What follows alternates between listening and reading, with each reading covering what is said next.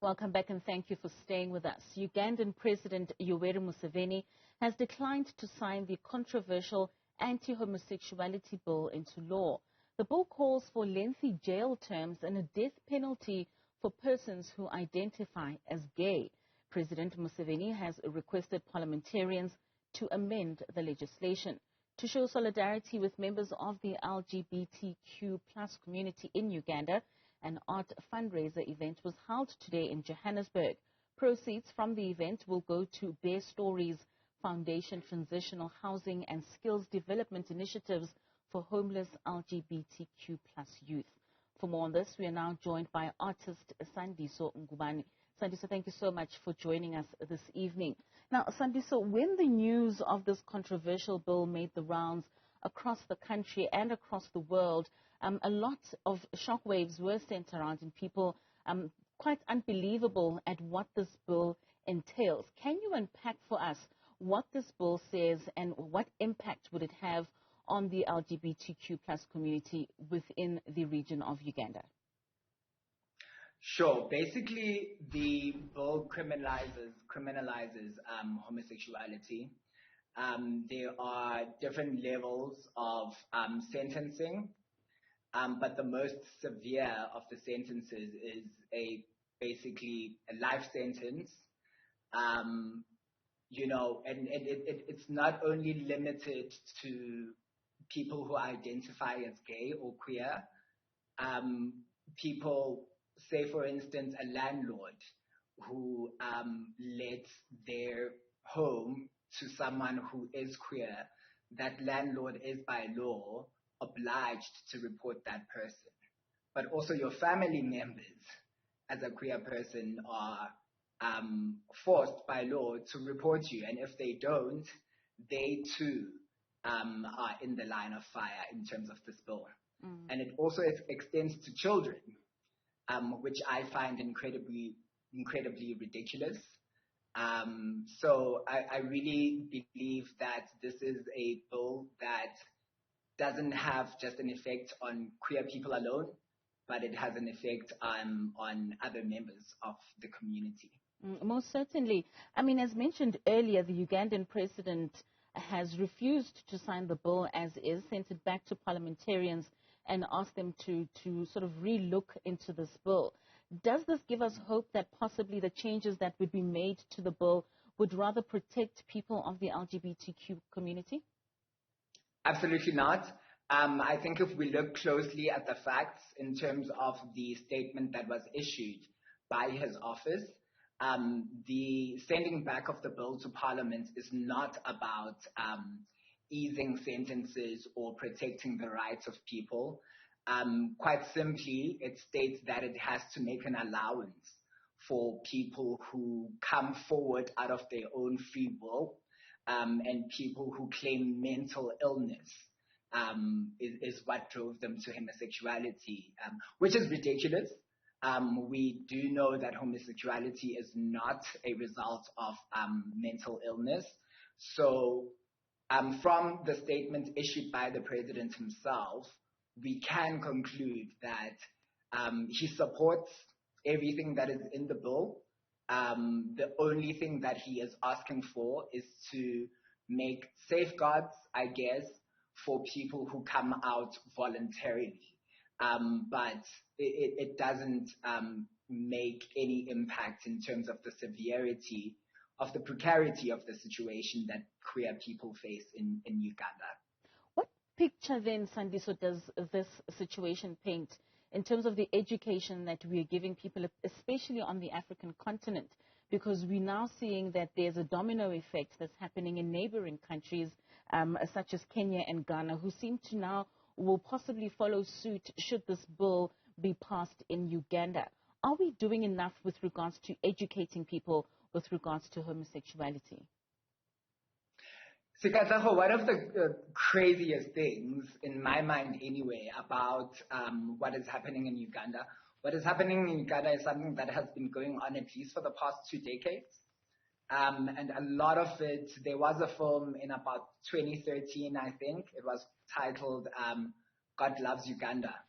And what it does is it traces the history of American evangelicals who have basically been the ones who were lobbying African governments, African government officials in terms of their agenda of criminalizing homosexuality and the LGBTQIA plus community in general. And as we know, in the US right now, there is a crackdown on trans people, for instance, and it is driven by Republican-affiliated evangelicals. And they've been doing this work in Africa for over 2 decades. And for me, that goes to the heart of when people say homosexuality is a Western concept imposed on African culture by colonial imperialists or whatever the case may be. But when we look at the facts, and the fact that some of these bills are actually sponsored by American right-wing evangelicals, that blows that entire theory out of the water. So, you know, the defenses that people use for bigotry also just make no sense. If you believe that African culture by default sanctions the murder of people, taking away freedoms from people, I personally, as an African, don't identify that as my culture.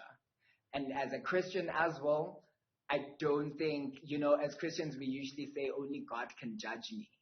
So how do we as human beings justify judging other people and even advocating for death and taking away their liberties? It's all of these things that I think just don't make sense, that people use to justify maybe their fear of queer people, a fear that I also just feel is misplaced. So are we anywhere near getting to a point where we are able to understand and coexist, especially on the African continent? I don't believe so. You know, I'd like to be positive. I think in South Africa, we tend to think because of our constitution, we are safe. But we also know that in this country, it's difficult, for instance, for a gay person to go and report domestic abuse in the home. The cops will laugh you out of the police station and tell you you're a man, you need to be defending yourself. We know about the controversies around the rape of lesbian women, corrective rape. So we have all of these things in spite of the constitution that we say protects us. And as you mentioned earlier, Katleho, you know, when we talk about the domino effect with Kenya and Uganda going the same route, they are emboldened by what is happening in Uganda right now.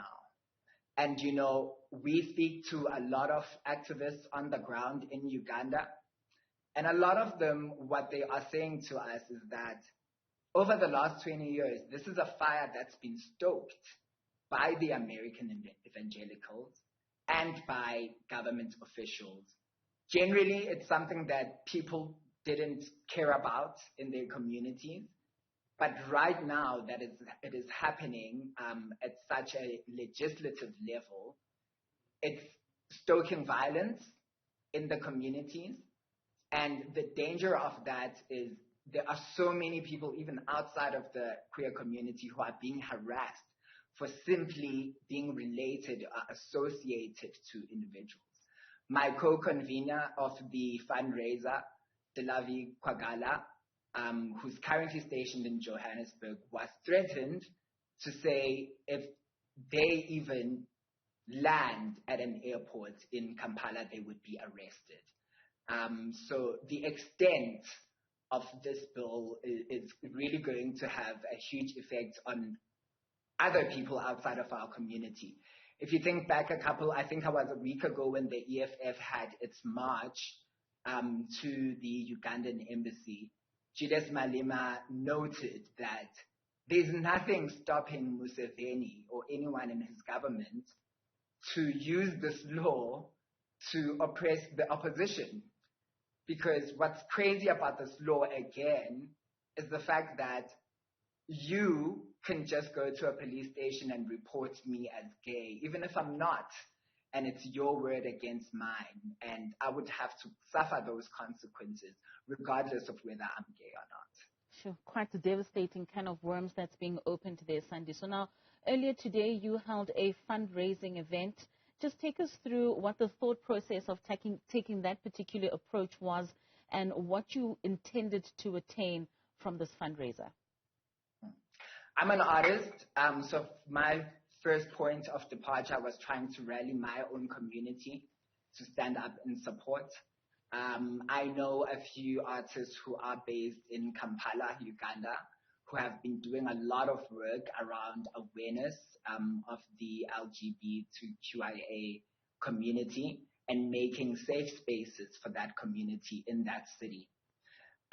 When I heard about the news, my first action was to really just express solidarity with them. But I kind of found it empty. I found it empty to be sending text messages to people expressing solidarity. I found it empty to be sitting on Twitter and expressing my outrage and engaging bigots on the platform. And I thought there has to be another way. There has to be a way of expressing solidarity that is tangible, that is about offering people the financial support they need in terms of the legal advice and the legal help that they would need to evacuate the country, because don't get it wrong, there is no other way for people to go except to evacuate the country or go into hiding and basically conceal who they are. Their freedom has been taken away. We collaborated with Bear Foundation, which has a program, a transitional housing program for homeless LGBTQIA+ youth in South Africa. So that program is going to be extended to Ugandans who are seeking shelter. A lot of prominent young South African artists responded to our call. The likes of Atipatra Ruga, the likes of Lady Scully, Seth Pimentel, President Hani, Stephen Teo from Nigeria, and others responded to our call to donate work, basically, that was sold today in order to raise the 1 million rands that is basically needed for the running of this shelter for a period of 6 months, maybe more, if we are able to raise more money. And how much did you raise with today's fundraiser? I can't be certain of the numbers as I wasn't involved in the technical side of the sales. But just from speaking to people who did come to the event, I'm pretty confident that we're probably close to the amount that is needed. But over the next week, there will be efforts to work with galleries around the country who can basically send out the catalog for the art that is on sale to their clients, art investors, and that kind of thing, in order for us to reach that target. And beyond the target, we will assess the situation in terms of what's needed beyond that. Because I think what was revealed to us today is that a lot of the time people do want to do something. It's about providing a platform for them to be able to provide that support. Speaking of platforms, Sandiso, as an artist and as a writer, how important is it for the use of art, especially in putting out messages in terms of the socio-economic issues that are facing South Africans and Africans at large? How important is it to use that platform of art in getting those messages out? As artists, we have huge platforms. We have people who listen to our music. We have people who buy our art. We have people who read our books and that kind of thing. So I do believe that we can offer that voice of sanity. As you probably might have come across this kind of ideology, art is about holding up a mirror to society to say this is who we are. And these are the routes that we can take. And I think it's about deciding which route we want to take when that is reflected back to us. Some of the work that we saw today donated by the artists was about the oppression of expression. And so I think when people do look at that work and look at the work of many artists, many who wanted to be at the event but couldn't be, it is about reflecting to society that, we are normal people as queer people. We experience the same kinds of things that everyone experiences.